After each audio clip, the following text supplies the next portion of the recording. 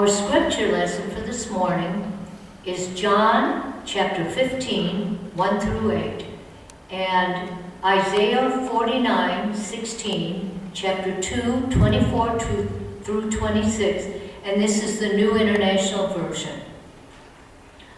I am the true vine, and my Father is the gardener. He cuts off every branch in me that bears no fruit, while every branch that does bear fruit, he prunes so that it will be even more fruitful. You are already clean because of the word I have spoken to you. Remain in me, as I also remain in you. No branch can bear fruit by itself. It must remain on the vine. Neither can you bear fruit unless you remain in me. I am the vine, you are the branches. If you remain in me, and I in you, you will bear much fruit. Apart from me, you can do nothing. If you do not remain in me, you are like a branch that is thrown away and withers. Such branches are picked up, thrown in the fire, and burned. If you remain in me, and my words remain in you, ask whatever you wish, and it will be done for you. This is my Father's glory, that you bear much fruit, showing yourselves to be my disciples. Isaiah, I will never forget you. See, I have engraved you on the palms of my hands. The word of God for the people of God. First, I would like to wish all the men here today a happy Father's Day. As most of you know, Pastor Brian, along with most of the ministers in our conference, are attending our annual Desert Southwest Conference. It is not unusual for ministers to ask a layperson to give the message on this Sunday each year. This year, I am that layperson. And yes, I'm nervous. Please remember, I am not a preacher, so I cannot preach to you. I can and will offer a witness to my faith and hope it will somehow help you to deepen your own faith in God. How many went to church, to Sunday school as a kid? Most of you. I've always enjoyed going to church and Sunday school. My memories are most vivid starting when I was about 8 years old. I lived with my parents and brother in a small town of Hugo in the eastern part of Colorado.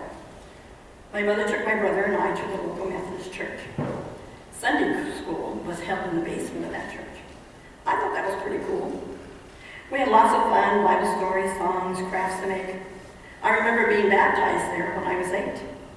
But somehow my baptism wasn't recorded, and I was re-baptized when I was 13 when I joined the Bethel Methodist Church in Pueblo, Colorado. Jesus must have been smiling about that. He knows we humans needed a written record to believe it happened years from now, not just a story passed down. Looking back on those Sunday school years, you may remember that there are 66 books in the Bible, starting with Genesis, ending with Revelation. I once knew someone who could say them all in order, and it wasn't me. I heard stories about David and Goliath, Jonah and the whale, Daniel and the lion's den, of course the Christmas story, and many others. I memorized Bible verses like John 3:16 and Psalms 23. In the summer, there was vacation church school where there were contests to see who could memorize the most verses. I learned a lot of verses, and though I still remember them, I probably couldn't tell you where they are in the Bible. It was a summer camp up in the mountains where you slept in a cabin or a dorm room. You got to stay for the whole week. Everyone wanted to go there. I got to go the summer I was 12. And besides having a great time, it was also the place where I discovered that God would always be part of my life. That was a summer to remember. My family moved from Colorado to California when I was a sophomore in high school. Later, I married and had 2 sons. I took the boys to church, but other than I joining the United Methodist Women, my family wasn't very active until we moved here in 1968. I don't know what made the difference here for my family, except maybe we found a family here. Over the years, we were involved in committees, Sunday school, Bible studies, vacation church school, MYF, etc. The things that happen in most Methodist churches. Other families, as well as mine, were very busy in the life of the church. Life changes. Children grow up and move away. People get older, and some of them move away too. During the years between then and now, the number of people in the pews have fluctuated, but the two things that haven't changed is a desire for fellowship and a willingness to work together to help to make God's world a better place for all of us. I think all of our programs are important, and Bible study is one of my favorites. I feel studying with a group makes a difference in helping you understand the message that the writer intended for us. As much as I enjoy going, I don't always get there as often as I would like. I have a volunteer job 9 months of the year working with kids at the Phoenix Zoo that meets on the same morning as Bible study. Some people have jobs and some have health issues, so they can't attend either. They may feel like I do when I say, I know I should read my Bible more and pray more, but life just keeps interrupting. In John 15, Jesus says, He is the vine and we are the branches. Life of the branch is only guaranteed as long as it is attached to the vine. And staying connected to Jesus enables us to be the people we are intended to be. It's important we find ways to stay connected. A few months after my husband Shorty died, the spiritual retreat, Walk to Emmaus, was being held here in Phoenix. My oldest son, Leroy II, sponsored me. I know there was a bit of conspiracy going on because my daughter-in-law Janet and a good friend Linda were both going to be on the leadership team of that 3-day retreat. The three of them thought the timing might be right for me to attend. I was more than a little reluctant, especially when I saw on the list the things to bring was a sleeping bag and or air mattress. I was told it was kind of like church camp, but without the mountains and tall trees. A building to sleep in with access to a bathroom, and someone else was going to prepare the food and do the dishes. In return, all that was asked of me was to be open to receive God's love. How could I say no to that? I went, and anyone who goes with even an ounce of openness will come back feeling that mountaintop experience. I became reacquainted with Bible passages I had not read in a long time.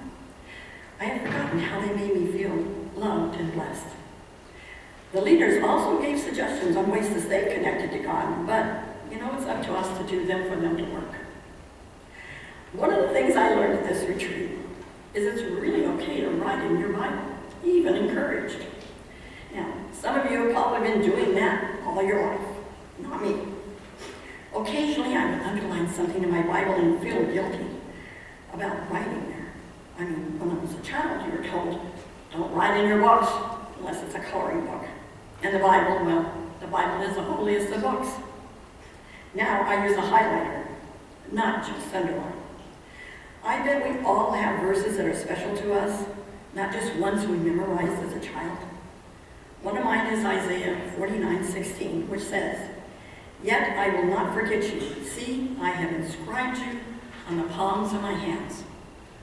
What a wonderful thing to know that God will never forget who I am. Other people will, but God won't.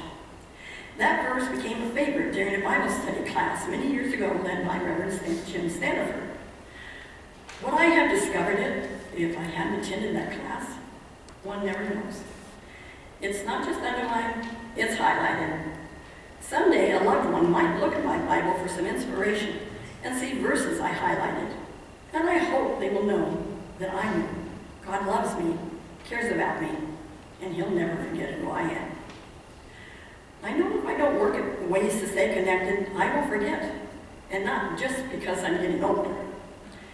It's kind of like you have a recipe for a favorite dish. You made it so many times over the years, you could do it by heart. You never looked at the recipe. And life changed, and you didn't make that dish very much anymore. In fact, you probably didn't. And then there's a family reunion coming up. Someone in the family remembers that dish and asks you if you make it. Do you think you might take a peek at that written recipe? Or can you still do it from memory? Our memory about the Bible is like that. We need to read it to remember it. We all have our reasons and excuses, but I want to share something that has helped me. It can take as little as 15 minutes of your day, more if you want. You get to choose the time. Most of you know we offer copies of the Upper Room magazine. in the narthex. Cost $1, $2 for large print. You put the money in an envelope, don't have to sign your name or anything. It's marked upper room, put the envelope in the offering plate. If you can't pay right then, you're allowed to take it anyway. It is published bi-monthly. I always picked up my copy in the narthex, but there were times when the copies were gone already. One Sunday, Jerry Mensler and I were talking about that, and he told me he and Donnie decided to subscribe to it. Now it is delivered to my home, and I never miss a copy. There is one page for each day, just one page. And there's a short Bible passage you read from your Bible, a meditation written by someone from somewhere around the world, a thought for the day, and a prayer. The Bible verses may be ones you are familiar with. And you might be surprised that the meditation may be just the message you need that day. It happens a lot to me, and I don't think that's a coincidence. The prayer part can be an even longer prayer by praying for your family, your friends, your minister, your church, your neighbors, and anyone you know needs extra lifting up. Oh, and don't forget to pray for yourself. There are some other things to read in that little magazine, but if nothing else, you might want to start with just that one little page. Mine's with my morning coffee. It could become a habit. It could change your day and possibly help you stay connected to Jesus for the rest of your life. Read it, believe it, highlight it, and most of all, share it with someone.